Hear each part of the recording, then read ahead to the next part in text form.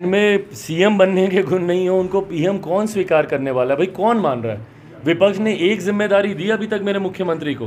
विपक्ष भी जानता है कि भैया क्रेडिबिलिटी का इशू है, इन पे आप विश्वास नहीं कर सकते। तो गठबंधन में जब इनको कोई जिम्मेदारी देने को तैयार नहीं, बिहार की जनता ने इन्हें तीसरे नंबर की पार्टी बना दिया, आधे से ज़्यादा प्रत्याशी इनके चुनाव हार गए। ऐसे में देश की जनता इनको प्रधानमंत्री के तौर पर स्वीकार करेगी। वो लोग तुष्टीकरण की राजनीति को साथ कर, डिवाइड एंड रूल की पॉलिसी को अपनाकर वो लोग प्रयास कर रहे हैं कि किस तरीके से समाज में बंटवारा किया जाए और उस बंटवारे के माध्यम से सत्ता की कुर्सी तक पहुंचा जाए। यही सोच इस विपक्षी दलों के गठबंधन की अब रह गई है। मेरे मुख्यमंत्री पर अविश्वास इतना है, हर गठबंधन का ही नहीं, कोई ऐसा नेता नहीं जिनको इन्होंने धोखा नहीं दिया हो, बिहार की जनता को जिन्होंने धोखा दिया हो।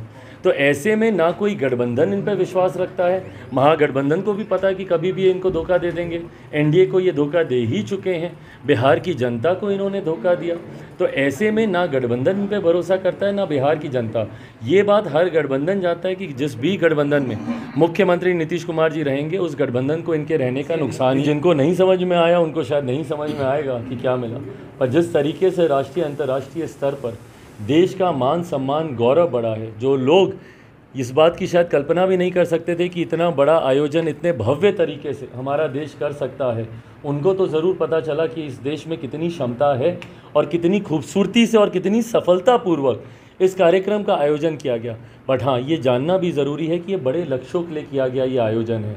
ये सिर्फ चाय नाश्ते पे अलग अलग देशों के लोग आए बैठे चर्चा हो, उस दृष्टि से नहीं है। G20 का गठन ही देश के बड़े दुनिया के लिए बड़े लक्ष्यों के सोच के साथ किया गया। इसमें अलग अलग देशों के नेता एक साथ बैठकर आने वाले समय में फ्यूचर ऑफ द अर्थ को लेकर चर्चा करते हैं, उसको लेकर, उसके प्रिजर्वेशन को लेकर, उसको कैसे प्रकृति को कैसे संभाला जा सके, इन तमाम विषयों को लेकर उस पर चर्चा होती है। उन तमाम एजेंडों पर इस बार भी चर्चा हुई, कई एजेंडों पे मुहर भी लगी। हम लोगों ने देखा किस तरीके से कनेक्टिविटी यूरोपियन कंट्रीज़ के साथ, कनेक्टिविटी एशियन कंट्रीज़ की मिडल ईस्ट को जोड़ते हुए उस पर एक आम सहमति बनी। तो कई ऐसे बड़े एजेंडाज भी हैं जिस पे मुहर लगी, पर साथ ही में दुनिया ने हमारे देश के दम को देखा, देश की। पहले इस बात का स्पष्ट करने की ज़रूरत है कि उन्हीं के गठबंधन के साथी जब सनातन पे सवाल उठाते हैं तो ऐसे में मंदिर मंदिर घूमकर आपकी सोच और उनकी सोच में जो विरोधाभास दिखाई देता है, क्या आप उनकी सोच से सहमत हैं या वो आपकी सोच से सहमत हैं, ये गठबंधन में स्पष्ट करना। मैं मानता हूं, क्योंकि मेरे मुख्यमंत्री एक महत्वाकांक्षा के लिए इस गठबंधन में है। वो महत्वाकांक्षा पूरी नहीं होगी तो संभवतः वो असहज होंगे, गठबंधन से अपने आप को बाहर करेंगे।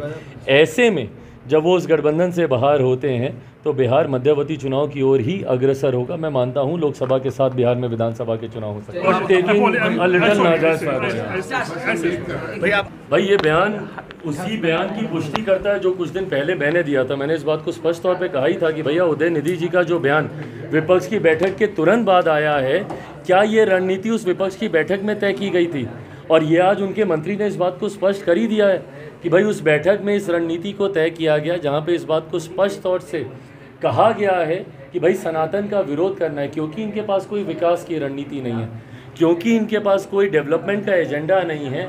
इन्होंने तो अभी तक 3-3 बैठक होने के बावजूद, जिस गठबंधन ने अभी तक कॉमन मिनिमम प्रोग्राम पे चर्चा नहीं की हो, वो लोग एंटी सनातन का सहारा लेकर ही सत्ता तक पहुंचने का प्रयास कर रहे हैं।